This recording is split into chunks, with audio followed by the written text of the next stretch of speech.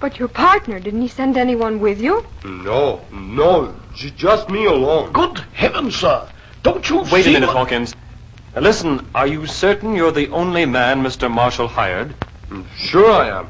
He interviewed a lot of guys, but he picked on me because I can make all kind of noises like people dying and things. You want to hear me? No, I should say not. Hawkins, this isn't as funny as we thought it was. No, sir. It appears that Mr. Massey is not a put-up job. Right. We've got a maniac in the house. Oh, I knew the man was mad. What do we do, Chris? Where are the nearest police? About 5 miles. The operator will get him for you. I'll try, sir. Hello? I say, operator! You folks ain't calling no bulls on my account. I'm getting out of here. He jumped out of the window. Good. If there's one thing we don't need at the moment, it's noises like people dying. What's the matter, Hawkins? The line is dead, sir. What do you mean? Let me try it. I beg your pardon, sir. Don't you recall that Charles Massey always severed the wires before entering a house? Oh, Chris, I never should have let you rent this place. I made up that about Grandpa's ghost, but yes, I know you did. It was rather ingenious on the spur of the moment. But it must be true of people, that there's something evil going on. Now, this isn't your fault. This crank would have hunted me out wherever I was. We've got to do something, and quickly, sir. At any time, the fellow may come in and finish me off, yes. A pleasant picture, isn't it? But if we just knew where he was at the moment. This house is so big and rambling. He may be upstairs or in the next room listening to everything we say. Oh, Chris, if anything happens to you... Oh, it's you I'm worried about, Janet. Perhaps, sir. We might corner him in a room somewhere and lock the door. Then I could go for help. But we haven't got a gun, And Hawkins. he's a madman. He warned us not to, but I think we ought to take a chance and try to get out of the house. But would that be wise, sir? He may be lurking anywhere in the garden. At least we have lights here. Hawkins is right, Chris. You can't go out there in the dark. I suppose there's something in what you say. Well, Hawkins, we're 2 men against 1. We should be able to take care of him. Yes, sir. We can try, sir. The lights! He's pulled the switch in the basement, sir. Stupid of me. I should have expected that. Working in the dark was another of Massey's tricks. Now we can't even see. Hawkins, I think there's a candle in the next room, on that big desk. I'll fetch it, sir. Oh, that'll be better than nothing. Where are you, Janet? Here, Chris. So you are. That's right. Hold on to me. Or better still, I'll hold on to you. Oh, Chris, I'm so frightened. What? Frightened with my arms around you? Where shall I place the candle, sir? Put it over... Wait! Place it on the small table to your left. Do as he says, Hawkins. Yes, sir. That's better. Now step over near your master. Very thoughtful of you to fetch the candle. It lights that corner of the room so nicely and leaves me here in the dark. Where we can't see you. Yes, very clever, Massey, or whatever your name is. But there's nothing to stop me from... Chris, what? Please, sir. Don't go near him. He's got that knife. And if you take another step, I'll throw it at you. You are wise to hesitate, Christopher Thorne. No doubt you'd forgotten momentarily how proficient your Charles Massey is with a knife. I beg you, sir. He never misses. Be seated, Mr. Thorne. On the sofa will do. That's right. You haven't long to live. You've made me suffer, and now it's your turn. Your brain thought of the crimes for me to commit, and when you'd finished with me, you left me to wander the earth. Don't be a fool, man. Massey was only a character in a book. Am I a character in a book?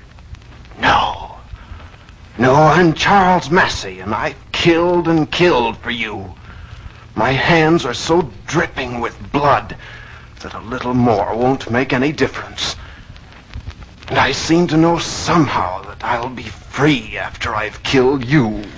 Well, if I've got to die, I may as well make myself comfortable. What are you doing? Just pulling this cushion from behind my back and throwing it at the candle.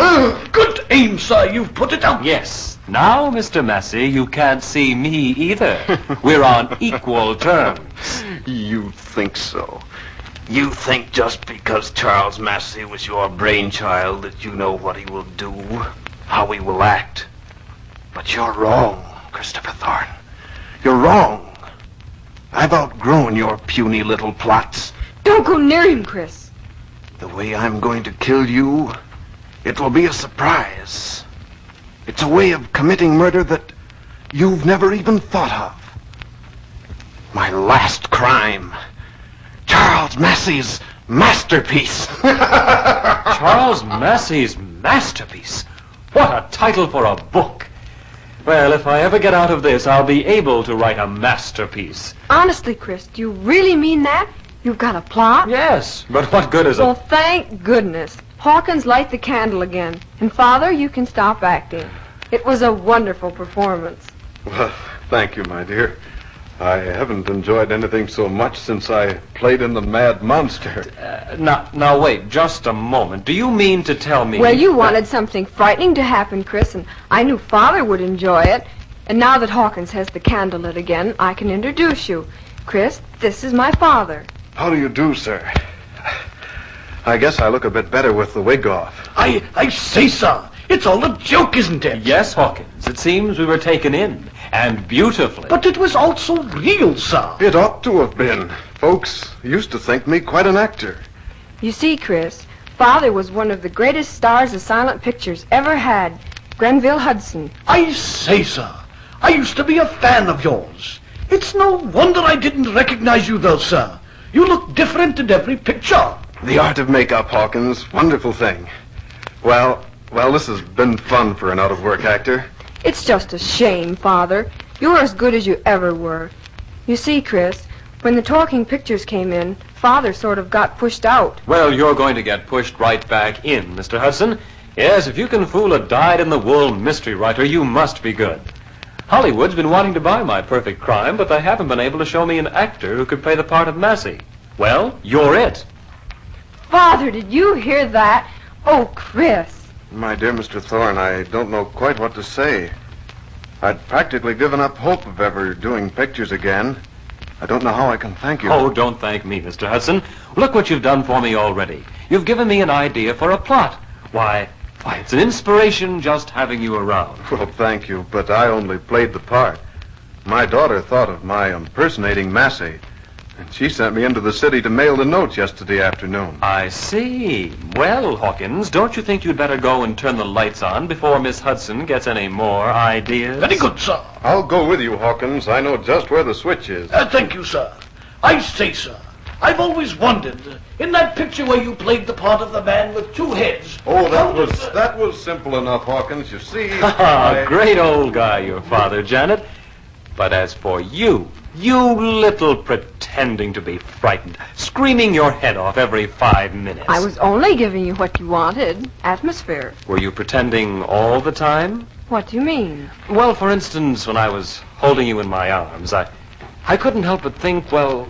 What is it you're trying to say, Chris? Well, I've been wondering if I could make some arrangements to keep your father in the family. It would be wonderful when I couldn't think of a plot. Don't you see? No, I don't. And for a famous writer, you don't seem to make yourself very clear. But you see, I've never had any experience with love stories. Oh. I've read them, though. Boy meets girl, and bang, they're in love.